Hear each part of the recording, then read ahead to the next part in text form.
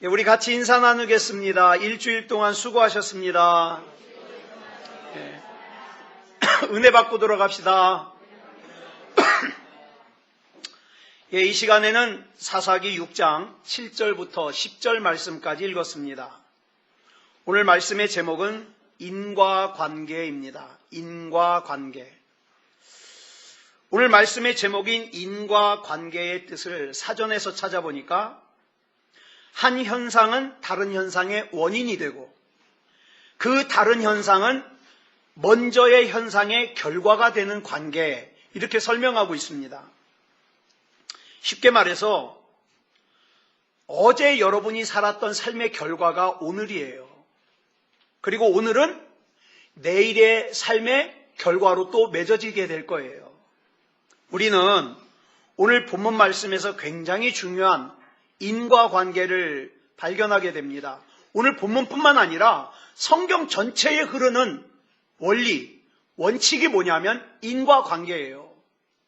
네가 만들었던 그 원인이 그 결과를 네가 살 거야. 본문 7절 보겠습니다. 시작. 이스라엘 자손이 미디안으로 말미암아 여호와께 부르짖었으므로. 그 다음 본문 8절 볼까요? 시작. 여호와께서 이스라엘 자손에게 한 선지자를 보내시니. 자, 여기 나오는 이 말씀에 있어서 원인이 뭐예요? 원인이 여호와께 부르짖었으므로가 원인이에요. 그래서 그 결과가 뭡니까? 여호와께서 이스라엘 자손에게 한 선지자를 보내주시는 게 결과입니다. 이 인과관계는요, 우리가 지난주에 나눴던 본문 1절에도 나와요. 자, 본문 사사기 6장 1절에서 원인이 뭡니까? 원인이 위에 거예요. 시작. 이스라엘 자손이 또 여호와의 목전에 악을 행하였으므로. 그래서 그 결과가 뭐예요? 시작. 여호와께서 7년 동안 그들을 미디안의 손에 넘겨주시니. 그래서 이 원리를, 이 인과관계를 갈라디아서 6장 7절 말씀은 이렇게 설명하고 있습니다. 시작. 스스로 속이지 말라.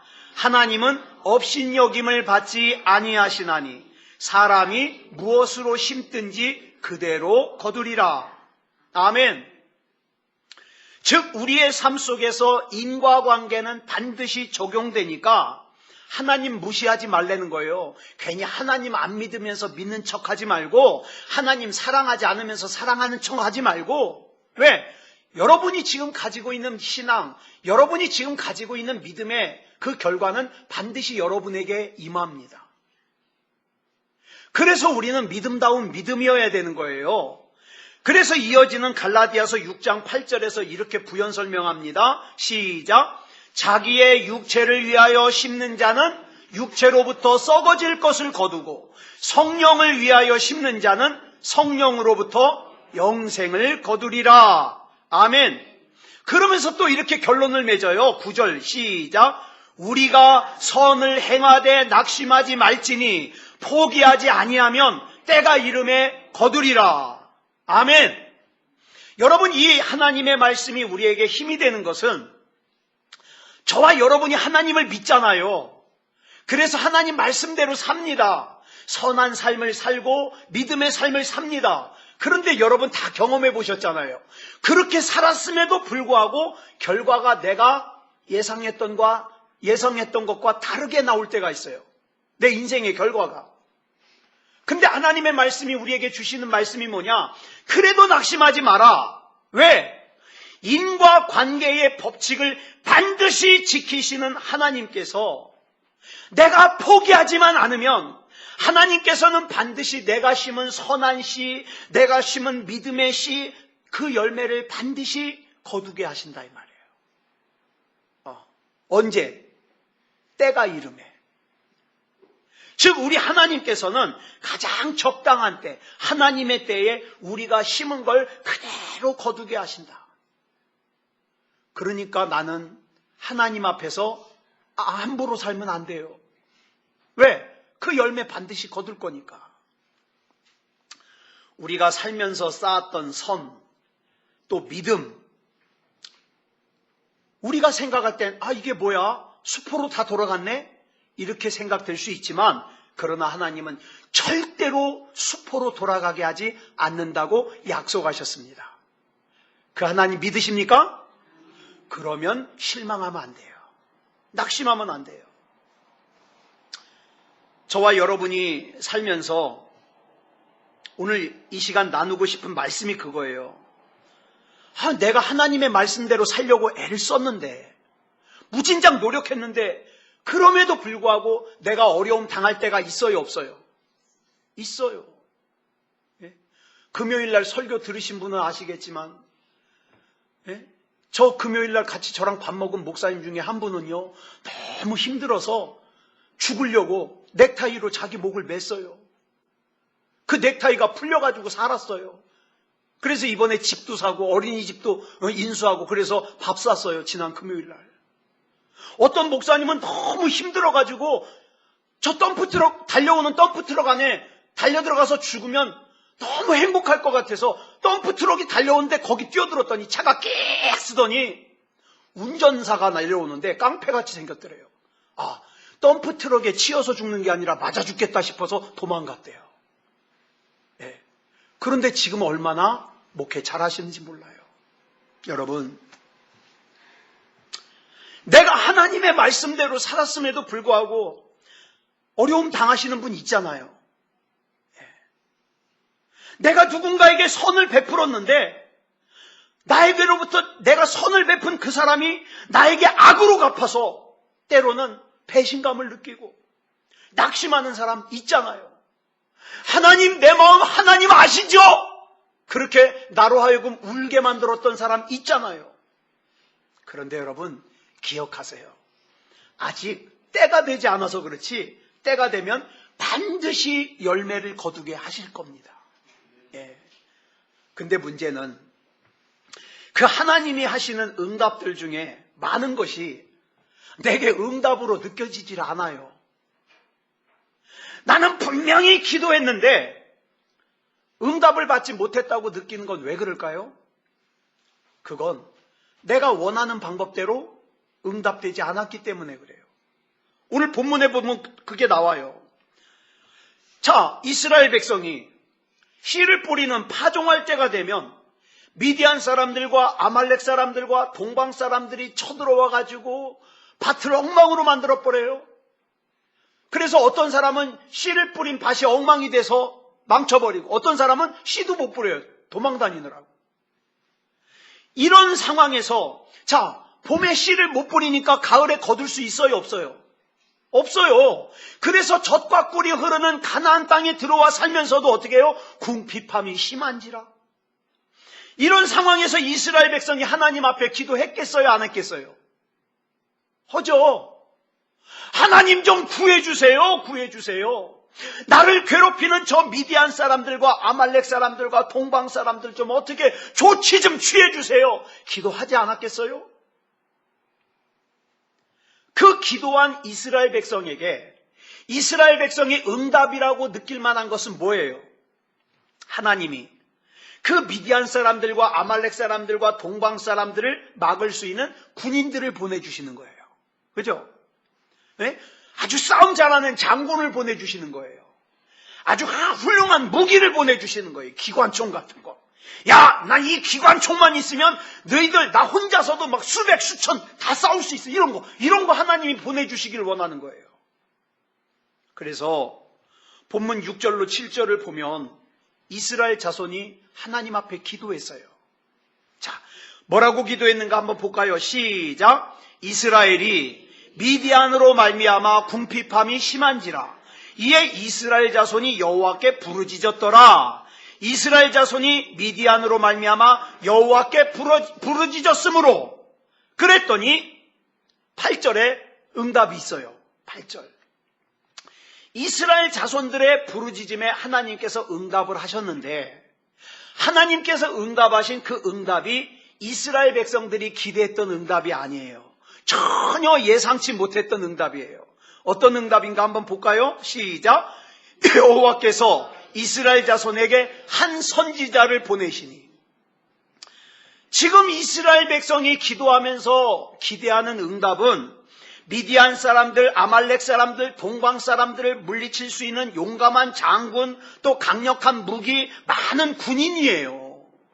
그런데 하나님께서는 이스라엘 백성이 원하는 응답인 용감한 장수나 강력한 무기나 많은 군인을 보내주시는 게 아니라 전혀 예상치 못했던 이름 없는 한 선지자를 보내주신 거예요. 성경에 이름도 안 나와요. 얼마나 유명하지 않은지, 안 유명한지. 이름도 안 나와요. 그러니까 이 당시에 이스라엘 백성 중에서 이것을 하나님의 응답이라고 느끼는 사람이 있을까요, 없을까요? 없어요. 하나님은 응답하셨지만 이스라엘 백성은 아직 응답 못 받았다고 생각해요. 이게 굉장히 중요한 내용입니다. 이스라엘 백성이 기도했을 때는 그들이 원하는 대로 용감한 장군, 강력한 무기, 많은 군인들을 보내주셨다면 이스라엘 백성이 어땠을까요? 응답받았다고 좋아했을 거예요. 역시 우리 하나님 능력 있으시다고 좋아했을 거예요. 근데 하나님은 이름 없는 무명의 선지자 하나 달랑 보내주셨어요. 그렇다면 왜 하나님께서는 이스라엘이 원하는 대로 싸움을 잘하는 장군이나 강력한 무기나 수많은 군인들을 보내주시지 않고 이름도 없는 무명의 선지자를 보내셨을까요? 지금 하나님이 이스라엘 가지고 장난하는 거예요? 여러분, 이제 우리 생각해 보자고요. 우리는 문제가 생기면 항상 원인을 외부에서 찾습니다. 외부에서 찾아요. 가정에서 문제가, 부부간에 문제가 생기잖아요. 어려운 일이 생기잖아요. 그러면 못난 사람들은 항상 하는 말이 뭐예요? 나는 큰일 할 사람인데 내가 당신을 잘못 만나서 내가 이 모양 이 꼴로 산다. 이렇게 생각해요. 또 어리석은 자녀들은 나는 아무 문제가 없는데 부모 잘못 만나서 이 지질이 궁상으로 산다고 생각해요. 다른 집 애들은 돈 많은 부모 만나가지고 잘 사는데 우리 집에 가요. 엄마가 너는 판사 사귀어가지고 판사 검사 이런 애 우리 사위 보게 해달라. 그랬더니 얘가 어디 나가가지고 이제 피아노 선생님이나 누구한테 이렇게 얘기를 들었나 봐요. 그랬더니 판사, 검사, 변호사 중에 멀쩡한 인간이 없는 거예요. 다 애인 새기고 바람피고. 그래가지고 엄마 나는 판사, 검사 싫어. 난 내가 능력 있는데 뭐. 나는 나만 바라보는 사람, 나 사랑해주는 사람 만나가지고 집안 살림 조신하게 잘하라 그러고 돈은 내가 벌 거야. 아주 나도 그런 사람을 일찍 만났어야 되는데. 네. 그죠? 그런 얘기를 하더라고요. 그러니까 여러분 보세요. 나는 아무 문제 없는데 그 문제를 발생한 원인에서 나는 쏙 빠지고 뭐예요? 다른 사람 탓이라는 거예요. 다른 사람 탓. 네. 그래가지고 바깥에 있는 그 외부의 원인만 해결하면 된다고 생각해요. 아니요. 우리 따라하겠습니다. 원인은 바로 나다. 예, 이걸 깨닫는 게 지혜예요. 나 때문이에요. 나 때문. 하나님께서 그래서 그 하나님의 관점에서 외부의 적인 미디안 사람들, 아말렉 사람들, 동방 사람들을 물리치는 것보다 이 일들이 왜 일어났는지 네 안에, 네 내부에 있는 원인을 진단하는 게 더 중요하다 이 말이에요. 본문에서 지금 이스라엘 백성들이 고난을 당하고 고통을 당하고 있는 것은 겉으로 볼 때는 누구 때문이에요? 미디안 사람들, 아말렉 사람들, 동방 사람들 때문인 것 같아요. 그렇지만 하나님께서 보시기에는 아니다. 미디안 사람들, 아말렉 사람들, 동방 사람들 때문이 아니라 네 내면에 믿음이 없기 때문이다. 이걸 말씀하시는 거예요. 그러므로 여러분, 하나님께서 나를 대하시는 것이 억울하다고 생각하기 이전에 우리 먼저 이거 생각하자고요. 하나님을 대하는 나는 어떻습니까? 여러분, 나의 예배는 지금 살아 있습니까? 하나님과 나와의 교제는 지금 살아 있습니까? 지난 일주일 동안 우리 하나님과 대화 얼마나 하셨습니까? 그거라 이 말이에요. 그걸 점검해 봐야 된다 이 말이에요. 그렇다면 이 이름 없는 무명의 선지자를 통해서 이스라엘 백성에게 주시고자 하시는 하나님의 메시지가 뭘까요? 본문 8절부터 10절까지 보면 이 무명의 선지자를 통해서 주시는 하나님의 메시지가 나와요. 좀 길지만 같이 읽겠습니다. 시작. 여호와께서 이스라엘 자손에게 한 선지자를 보내시니 그가 그들에게 이르되 여호와께서 이같이 말씀하시기를 이스라엘의 하나님 내가 너희를 애굽에서 인도하여 내며 너희를 그 종되었던 집에서 나오게 하여 애굽 사람의 손과 너희를 학대하는 모든 자의 손에서 너희를 건져내고 그들을 너희 앞에서 쫓아내고 그 땅을 너희에게 주었으며 내가 또 너희에게 이르기를 나는 너희의 하나님 여호와이니 너희가 거주하는 아모리 사람의 땅의 신들을 두려워하지 말라 하였으나 너희가 내 목소리를 듣지 아니하였느니라 하셨다 하니라. 하나님의 관점에서 보니까 지금 이스라엘의 문제는 싸움을 잘하는 용감한 장군이 있다고 해서 강력한 무기가 있다 그래서 많은 군사들이 있다 그래서 해결될 문제가 아니에요. 더 중요한 것은 이스라엘 백성들 안에 하나님의 말씀이 들려지질 않아. 이창원 목사가 카톡으로 보내줘도 읽지도 않아. 제가 오늘 아침에 쭉 확인해 봤어요. 내가 일주일 동안 보내준 거 일이 써있나 안 써있나. 몇 사람은 일이 여전히 써있더라고. 안 본 거예요. 그렇게 열심히 보내드려도 안 보는 거예요. 그래서 하나님께서 보시기에 지금 중요한 건 그것들이 아니라 내 안에 하나님의 말씀이 살아나는 거예요. 하나님의 말씀이. 다시 말해서 하나님께서 이 무명의 선지자를 통해서 이스라엘 백성에게 꼭 들려주고 싶은 메시지는 너희는 현실 앞에서 두려워 떨지 마라. 너희들의 영적인 상태를 먼저 점검해라. 이거예요. 그러면 그 영적인 문제의 원인이 뭔가 그걸 두 가지로 설명하고 있어요. 영적인 문제의 첫 번째 원인은 과거에 주신 하나님의 은혜를 잊어버렸어요. 이게 원인이에요. 지금 하나님께서 나는 너희의 하나님 여호와이니 너희가 거주하는 아모리 사람의 땅의 신들을 두려워하지 말라고 말씀하시면서 그 앞에서 뭘 자꾸 상기시키냐면 이스라엘 백성들이 애굽에서 종살이를 하면서 신음할 때 하나님께서 어떤 은혜로 그 이스라엘 백성을 구원하셨고 어떻게 도와주셨는지를 쭉 열거하면서 본문 10절에서 하시는 말씀이 나는 너희의 여호와 하나님이다 이 말이에요. 나는 너희의 여호와 하나님이다. 그런데 이스라엘 백성이 그 여호와 하나님을 잊어버리고 있는 거예요. 그리고 마치 하나님이 없는 사람처럼 부모 없는 고아처럼 어떻게 해요? 별것도 아닌 것 가지고 낙심 충만, 절망 충만 그러고 살고 있는 거예요. 왜 잊어버리고 있습니까? 그 힌트가 본문 10절 하반절에 나와요. 시작. 너희가 거주하는 아모리 사람의 땅의 신들을 두려워하지 말라 하였으나 여러분 여기 나오는 두려워하다라는 이 단어가 히브리어로 야레예요. 야레. 근데 이 단어가요. 무서워하다, 두려워하다라는 뜻을 가지고 있지만 또 다른 뜻이 있어요. 뭐냐면 복종하다, 섬기다라는 뜻도 가지고 있어요.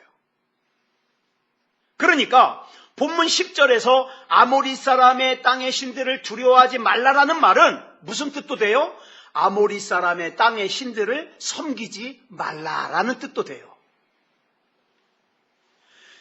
지금 이스라엘 백성이 과거에 하나님께서 자기에게 베풀어 주신 은혜를 다 잊어버렸어요. 내가 막 죽을 것 같아서 하나님 앞에 울고불고 하면서 하나님 나 좀 살려주세요. 나 좀 책임져 주세요. 그래가지고 그 문제를 다 뛰어넘고 해결됐던 그 은혜들을 싸그리 잊어버렸어요. 그리고 나서 지금 내 앞에 있는 현재의 문제가 너무 크게 보이는 거예요. 이 문제는 하나님의 할아버지가 와도 해결 못할 것 같아.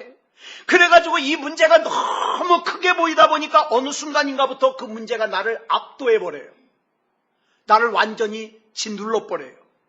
그러다 보니까 어느 순간에 그 문제가 내 섬김의 대상이 됐어요.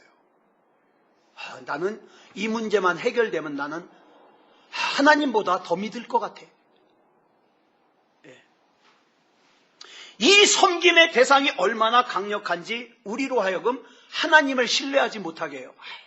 이런 문제도 해결 못하시는 하나님, 내가 열심히 믿어 뭐해? 여러분 그런 적 있어요, 없어요? 여러분은 참 훌륭하셔요. 저는 그런 적 있어요. 전 솔직히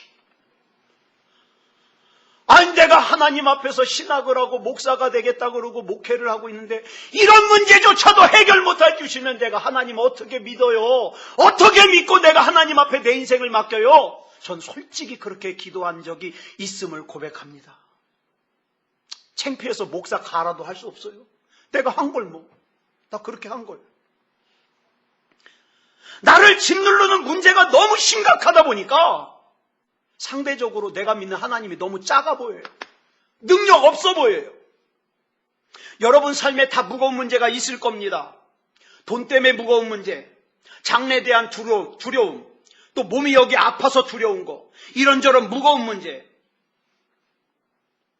그러다가 보니까 이런 문제가 차곡차곡 쌓여가지고 어떻게 해요? 사는 자체가 고통인 거예요. 사는 자체가 부담이고 사는 자체가 어려움이고, 그러다 보니까 그런 말 있죠. 노래 가사인가? 내가 웃는 게 아니야.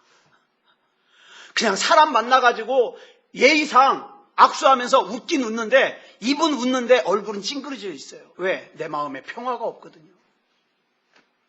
그러다가 자칫 잘못해서 빠지는 함정이 뭐냐 하면 그 세상의 두려움 때문에 거기에 압도당하다 보니까 나중에는 어떻게 해야 돼요? 하나님을 향한 신뢰가 사라져버리는 거예요. 그러다 보니까 기도도 안 해요. 네? 지난 주일날 예배를 마치면서 여러분에게 카톡을 보내드리면서 그 뒤에 우리 예배 시간에 했던 기도 문장을 보내드리면서 수시로 그 기도를 갖다가 그냥 읽잖아요. 읽으라고 하는데도 그조차도 안 하면 어떻게 하나님 앞에 능력을 받고 복을 받겠다는 건지. 자, 그러면 우리 그렇게 하는 원인을 한번 찾아보자고요. 왜 나는 현실 앞에서 두려웠더는 현실의 노예가 될 수밖에 없는가? 간단해요. 이유는 하나님의 말씀을 듣지 않기 때문이에요. 본문 10절 다시 한번 볼까요? 시작. 내가 또 너희에게 이르기를 나는 너희의 하나님 여호와이니 너희가 거주하는 아모리 사람의 땅의 신들을 두려워하지 말라 하였으나, 하나님의 명령이에요. 땅의 신들을, 아모리 사람의 땅의 신들을 두려워하지 말라 명령이에요. 근데 그 다음에 볼까요? 시작. 너희가 내 목소리를 듣지 아니하였느니라 하셨다 하니라. 이 말씀 보니까 이스라엘 백성의 문제가 두 가지가 있어요. 하나는 하나님의 말씀을 듣지를 않아요. 이스라엘 백성들이 왜 하나님의 말씀을 듣지 않았을까요? 지금 내가 처해 있는 상황, 하나님께서 두려워하지 말라고 금하셨던 현실적인 문제, 다시 말해서 씨를 뿌릴 때만 되면 쳐들어와서 밭을 엉망으로 만들고 씨를 뿌리지 못하게 해서 가을에 추수를 하지 못하게 해서 먹을 것이 없는 궁핍함이 심한 지금의 현실, 이게 너무 문제가 커 보이다 보니까 지금 여러분 한 사람 한 사람이 가지고 있는 그 문제가 너무 커 보이니까 그 문제에 몰두하느라고 하나님이 안 보여요. 하나님의 말씀이 들리지도 않아요. 하나님이 하찮게 여겨져요. 우리로 말하면 지금 현재 내가 당하고 있는 어려움, 경제적인 어려움, 가정적인 어려움, 직장에서의 어려움, 앞날에 대한 두려움이 너무 커서 이거 걱정하느라고 예배 시간에 나와 있긴 하지만 머릿속에 딴 생각하고 있어요. 성경을 펴도 말씀이 읽어지질 않아요. 또 이런 것도 있어요. 세상이 너무 재밌어서 세상 재미 즐기느라고 하나님 음성이 들리질 않아요. 여러분 그런 적 있어요? 저는 어렸을 때 이렇게 이제 TV가 없다가 생겼잖아요. TV가 너무 재밌는 거예요. 우리 어머님이 자주 하시는 말씀이 뭐냐? 아예 들어가라, 들어가. TV 앞에서 눈도 꼼짝 안, 제가 그렇게 공부했으면 서울대학교 갔지. 눈도 깜빡 안 하고 이렇게 보고 있는 거예요. 근데 희한한 게요. 제가 좋아하는 거 이렇게 보고 있으면 옆에서 밥 먹으라고 부르시는 소리가 안 들려요. 이상해요. 나중에 와가지고 왜 몇 번 부르게 하냐고. 나 못 들었다고. 제가 그렇게 집중력이 높은 사람이에요. TV 볼 때만. 근데 여러분, 세상 재미도 그래요. 너무 재밌어서 몰입하면요, 하나님의 음성이 들리질 않아요. 오늘이 주일인지 월요일인지 화요일인지도 몰라요. 어느 날 실컷 놀고 나니까는 오늘이 수요일이었네? 왜? 난 관심이 없거든. 그런가 하면 또 하나의 문제가 있어요. 뭐냐? 하나님의 말씀을 듣기는 듣는데 또 깨닫기는 깨닫는데 하나님께서 나에게 뭘 원하신다는 걸 알기는 아는데 순종하기 싫어. 왜? 순종하려니까 불편해. 여러분, 출애굽기 9장에 보면 굉장히 재미있는 내용이 나와요. 여러분 아시는 내용인데 이것도 생각하셨나 모르겠어. 재미있는 내용이에요. 하나님께서 10가지 재앙으로 애굽의 왕인 바로를 압박하는 내용이 나오는데 10가지 재앙 중에 7번째 재앙이 뭐냐면 우박재앙이에요. 우박재앙. 막 야구공만한 우박 막 떨어지는 거. 근데 이 우박재앙에 대한 기사를 보니까 바로 왕의 신하들이 둘로 갈라져요. 오늘날 우리 나라가 정치적으로 둘로 갈라진 것처럼 둘로 갈라져요. 태도가. 그런데 출애굽기 9장 20절로 21절 우리 같이 보겠습니다. 시작. 바로의 신하 중에 여호와의 말씀을 두려워하는 자들은 그 종들과 가축을 집으로 피하여 들였으나 여호와의 말씀을 마음에 두지 아니하는 사람은 그의 종들과 가축을 들에 그대로 두었더라. 자, 여기 보면 바로의 신하들이니까 이스라엘 백성이 아니에요. 그죠? 애굽 사람들이에요. 근데 애굽 사람들이 여호와의 말씀을 두려워했어요. 여기 나오는 두려워하다라는 단어가 아까 뭐라고 그랬어요? 히브리어 야레. 이 야레라는 단어는 특징이 있어요. 뭐 공포라는 의미도 있지만 경외하다라는 의미가 있는데 이 야레는 누구에게 사용하는 단어냐? 하나님께 사용하는 단어예요. 이스라엘 백성이 하나님께 사용하는 단어예요. 근데 지금 그 단어를 누가 사용하고 있어요? 애굽 사람이 사용하고 있어요. 무슨 상황이냐? 10가지 재앙 중에 지금 7번째 재앙인데 애굽 사람들이 지난 6가지의 재앙을 갖다가 겪으면서 애굽 사람들 중에 무슨 생각을 하는 사람이 나왔냐? 야, 저 이스라엘의 하나님은 한번 한다면 하는 분이요. 그러니까 저 모세를 통해서 말씀하시는 이스라엘의 하나님의 말은 거역하면 큰일 나겠어. 이걸 갖다가 믿는 사람들이 생긴 거예요. 애굽 사람들 중에. 두려운 거죠. 여기서 우리가 알 수 있는 것은 자, 한번 따라하겠습니다. 하나님을 두려워하는 사람은 세상을 두려워하지 않는다. 세상을 두려워하는 사람은 하나님을 두려워하지 않는다. 그래서요, 하나님을 두려워하지도 않고 하나님을 사랑하지도 않는 사람들은 애굽 사람들 중에서 하나님을 만홀히 여겨요. 그래서 우박이 내릴 거라는 말을 무시해버려요. 그래서 다 우박에 맞아 죽어버렸어요. 우리도 그래요. 하나님을 두려워하지도 않고 하나님을 사랑하지도 않는 사람은 하나님을 우습게 여겨요. 하나님을 우습게 여기니까 예배도 우스워요. 뭐까짓 내가 드릴 여건이 되면 가면 되는 거 아니면 안 가면 되지 뭐. 예배가 우스워요? 하나님 거라는 11조는 하나님 거라는 걸 알면서도 하나님이 우스우니까 11조도 도둑질해 먹어요. 그건 내게 아니에요. 하나님 거지. 근데 자기가 다 써버려요. 하나님 거 도둑질하는 거예요. 나중에 하나님 앞에 얼마나 혼날라고.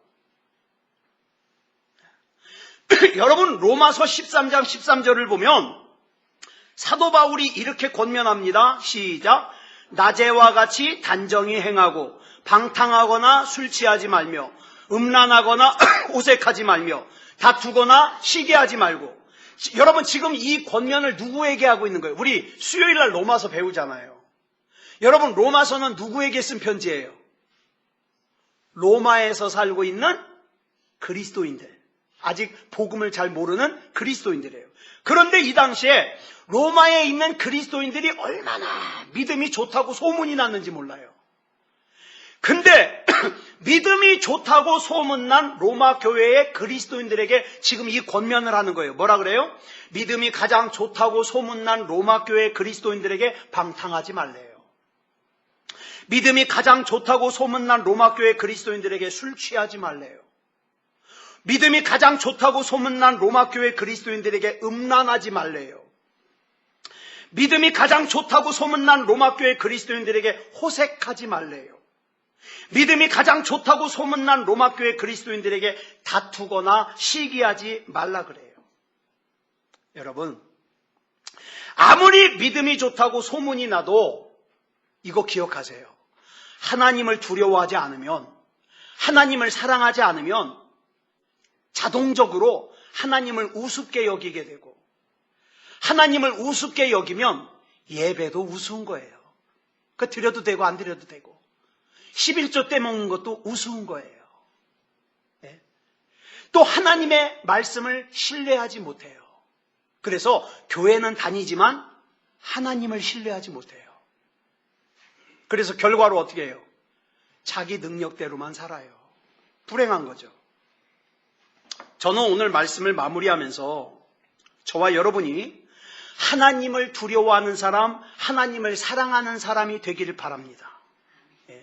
이렇게 하나님을 두려워하는 사람은, 하나님을 사랑하는 사람은 하나님의 말씀에 따라, 아까 우리 출애굽기에 보니까 하나님의 말씀을 두려워하는 사람은 어떻게 됐어요? 그 하나님의 말씀에 따라 자기 종들과 가축을 집으로 피하여 드려요.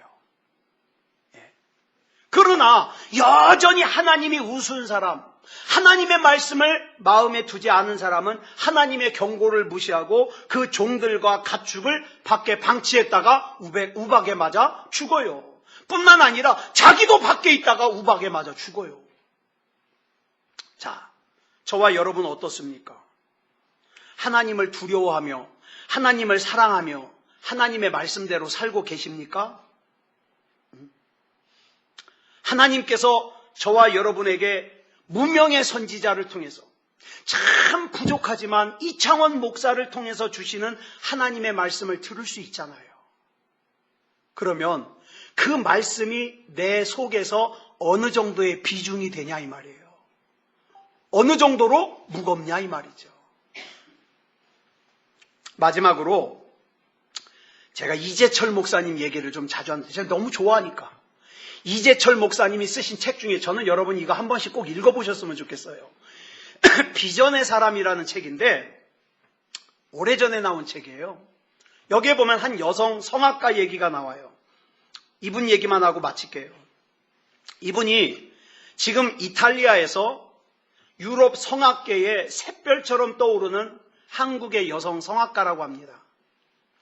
우리 권수연 씨가 성가대 그 악보 이런 거 고르고 성가를 부르는 걸 갖다가 많이 참조하는 그 성가대 중에 하나가 뭐냐면 로마에 있는 성가대예요. 이 이탈리아 로마 교회에 있는 성가대. 찬양 참 잘해요. 왜? 음악 전공하는 사람들이라. 저도 자주 듣거든요. 근데 이제 그 교회에 출석하는 한 집사님이었어요. 근데 여러분 성악가가 처음부터 주연하기는 어려워요. 연예인들도 그러잖아요. 탤런트들도 처음부터 주연하는 사람 있어요. 처음에는 뭐 지나가는 사람 1, 길바닥에 쓰러져 있는 사람 1, 이런 거 하다가 이제 주연하잖아요. 근데 이분은 성악을 전공했는데 첫 번부터 주인공이 됐어요. 이제 그 배경 얘기가 나와요. 왜 어떻게 하다 그렇게 됐냐? 이분이 이탈리아로 가서 수년 동안 성악 공부를 했어요. 근데 자기를 갖다가 뽑아주는 사람이 없는 거예요. 그래서 이분이 곰곰이 생각하다가 내가 이렇게 빛을 못 보는 이유는, 난 참 노래는 잘하는데 빛을 못 보는 이유는 쌍꺼풀이 없어서야. 쌍꺼풀이 없어서. 그래서 안 되겠다. 쌍꺼풀 수술을 해야지. 그리고 나선 여보, 나 쌍꺼풀 수술할게. 남편에게 허락을 받고 서울에 있는 어머니에게 전화를 했어요. 엄마, 나 쌍꺼풀 수술해야 되겠는데 그 강남에 쌍꺼풀 수술 제일 잘하는 데다가 예약 좀 해달라고. 여러분 그거 아세요? 전 세계에서 쌍꺼풀 수술 제일 잘하는 나라가 우리나라랍니다. 모르셨죠? 여러분은 그렇게 좋은 나라에 살고 있어요. 근데 맨날 헬조선 그러지. 예? 일본에서도 코로나로 막 죽고 이번에 유럽에서도 죽었는데 우리나라는 거의 든든하잖아요. 여러분 우리나라 좋은 나라예요. 좋은 나라. 세계에서 쌍꺼풀 수술 제일 잘하는 나라. 자, 그런데 이렇게 이 어머니도 참 치맛바람이 대단한 것 같아요. 이 강남에서 쌍꺼풀 수술 제일 잘하는 곳은요, 예약을 해도 1년 정도 기다려야 된대요. 근데 백을 써가지고 예약을 금방 잡은 거예요.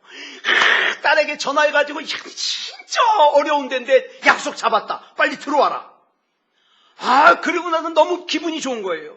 그런데 쌍꺼풀 수술을 하기 위해서 이제 한국에 들어와야 될 그 날 며칠 앞두고 주일날 그 로마 한인교회에 예배를 드리러 갔는데 목사님의 설교 내용이 뭐냐? 왜 주어진 것에 감사 못하고 사느냐는 거예요. 그러면서 말씀하시기를 쌍꺼풀 수술 왜 하느냐는 거예요. 나중에 하늘나라 가면 하나님 못 알아보게. 예? 근데 그 설교를 듣고 있는데 이 집사님이 자기한테 하는 설교인 거야. 하나님이 나에게 주시는 말씀이구나. 이것도 은혜죠. 이것도 은혜죠. 그래서 엄마에게 전화를 했어요. 엄마, 나 쌍꺼풀 수술 안 할래. 엄마들이 딸에게 욕하잖아요. 이 지지배야. 예약 잡으러 할 땐 언제고. 힘들게 잡아놨더니 못 온다니. 어영 들어와. 아니야 엄마. 나 쌍꺼풀 수술 안 할래. 그리고 이제 전화를 딱 끊고 희한하죠. 자기가 그 쌍꺼풀 수술하기로 예약된 날에 콩쿨이 잡힌 거예요. 그래서 로마에서 그 콩쿨에 참석을 했습니다. 그리고 대상을 받았어요. 대상. 그랬는데 이제 대상 받은 게 중요한 게 아니라 뽑혀가야 되잖아요. 그날 그 콩쿨 현장에 독일에서 유명한 한 극장의 극장장이 와서 앉아 있었어요. 그래서 모든 순서가 다 끝난 다음에 이 집사님을 만나서 우리 극장에서 여러분 그거 알아요? 푸치니의 3대 오페라 중에 하나 나비부인. 네. 이 나비부인을 공연하려고 그러는데 당신이 이 나비부인의 주인공이 돼 주십시오. 저는 본 적이 없어요. 나비부인의 주인공이 나비입니까? 모르겠어요. 하여튼. 근데 여러분 그거 아셔야 돼요. 이 나비부인은요 배경이 일본이에요. 그래서 이 나비부인은 일본 여자예요. 복장도 일본 여자예요. 자, 그런데 이 집사님은 조연도 해본 적이 별로 없거든요. 근데 주연을 맡았으니 얼마나 실수가 많았겠어요. 하도 궁금해가지고 어느 날 극장장에게 물어봤어요. 극장장님, 나처럼 이렇게 서툰 사람, 주연 한 번도 해본 적이 없는 사람을 왜 주연으로 뽑으셨습니까? 그랬더니 극장장이 대답하기를 눈 때문입니다. 여러분 나비부인은 원래 일본 여자거든요. 그래서 일본 여자를 써야 되는데 이것도 상식이에요. 일본 여자들이 가창력이요 우리나라 사람보다 딸려요. 그래서 첫째 핸디캡, 두 번째 그래서 일본 여자를 쓰려고 해도 일본 여자들이 노래 좀 한다는 사람들이 다 쌍꺼풀 수술을 했네. 이 나비부인의 그 시대적인 배경으로는 쌍꺼풀이 있으면 안 되는데 그래가지고 가창력도 좋고 쌍꺼풀 수술하지 않은 동양 여자를 찾다 보니까 이 사람을 만난 거예요. 여러분, 내 계획, 내 생각을 앞세우지 않고 주일날 그 자기 교회 로마 교회에 그 무명의 목사님을 통하여 주시는 하나님의 말씀을 무시하지 않고 그 말씀에 귀 기울이고 반응했을 때 하나님께서 길을 열어주시더라. 여러분, 오늘 이 시간에도 이 보잘것없는 이창원 목사를 통하여 여러분에게 하나님께서 말씀을 들려주시고 계십니다. 또 주중에도 계속 보내드릴 겁니다. 그 하나님의 말씀을 듣고 읽고 하나님을 사랑하는 마음으로, 하나님을 두려워하는 마음으로 읽은 말씀, 들은 말씀에 믿음으로 반응하면 따라하겠습니다. 하나님께서 책임지시는 인생을 산다. 아멘. 자, 오늘도 지난주와 마찬가지로 기도문을 여기다가 같이 띄워드릴 겁니다. 저 혼자 기도하지 않고 여러분 같이 기도할 테니까 이따 마찬가지로 여러분 카톡 보내드릴 때 이 기도문 그 뒤에 딸려서 보내드릴 테니까 여러분 적어도 하루에 한 번 정도는 이 기도문 좀 읽어보자고요. 그거 시간 얼마 안 걸려요. 그러다 보면 내 마음속에 하나님이 역사하십니다. 자, 우리 같이 기도하겠습니다. 사랑하는 아버지 하나님, 나는 예수 그리스도는 어제나 오늘이나 영원토록 동일하시다는 하나님의 말씀을 믿습니다. 그 동일하신 주님을 사랑하고 두려워합니다. 나는 우리 주님께서 나의 질병을 고치기 원하신다는 것을 압니다. 나는 우리 주님께서 나를 경제적으로 풍요하게 하시기를 원하신다는 것도 압니다. 나는 우리 주님께서 나를 둘러싼 모든 문제들로부터 나를 지키기를 원하신다는 것도 압니다. 그리고 하나님의 말씀 안에는 그 약속과 능력이 있음을 믿습니다. 사랑하는 아버지 하나님, 나는 그 능력의 하나님의 말씀에서, 그 약속의 하나님의 말씀에서 나의 눈과 마음을 떼지 않기를 원합니다. 그 하나님의 말씀을 내 심령에 깊이 담기를 원합니다. 나는 우리 주님께서 나의 질병을 고치심을 믿습니다. 나는 우리 주님께서 나를 경제적으로 풍요하게 하심을 믿습니다. 나는 우리 주님께서 나를 둘러싼 모든 문제들로부터 나를 지키시고 해결해 주심을 믿습니다. 그렇기 때문에 나는 더 이상 보이는 것에 지배를 받지 않고 하나님의 말씀의 약속과 통치 아래 살기를 원합니다. 나는 현실의 문제에 몰두하느라고 하나님을 보지 못하고 하나님의 음성을 듣지 못하는 불신앙의 삶을 사는 것을 예수 그리스도 이름으로 거절합니다. 내 인생의 문제 앞에서 세상적인 힘인 싸움을 잘하는 장군이나 강력한 무기나 수많은 군인들을 원하기보다는 하나님의 말씀을 먼저 원하는 믿음의 삶을 살게 하여 주시옵소서. 나는 하나님이 아니면 안 됩니다. 나는 예수 그리스도 이름으로 질병을 거절합니다. 나는 예수 그리스도 이름으로 두려움을 거절합니다. 나는 예수 그리스도 이름으로 가난을 거절합니다. 나는 예수 그리스도 이름으로 염려와 걱정을 거절합니다. 나는 예수 그리스도 이름으로 낙심과 좌절을 거절합니다. 내 안에 있는 세포 하나하나에 주님께서 공급해 주시는 생명으로 충만하게 하심을 믿습니다. 나는 나에게 도둑질하고 죽이고 멸망시키려고 하는 사탄 마귀를 예수 그리스도 이름으로 거절하고 대적합니다. 나는 예수 그리스도를 나의 주님으로 환영합니다. 나는 주님께서 나로 하여금 생명을 얻게 하시고 풍성하게 얻게 하심을 믿습니다. 그 주님 앞에 나의 신앙을 고백하며 나의 전부를 맡겨드립니다. 주님께서 나를 책임져 주시옵소서. 그리스도 예수님의 이름으로 기도드렸습니다. 아멘.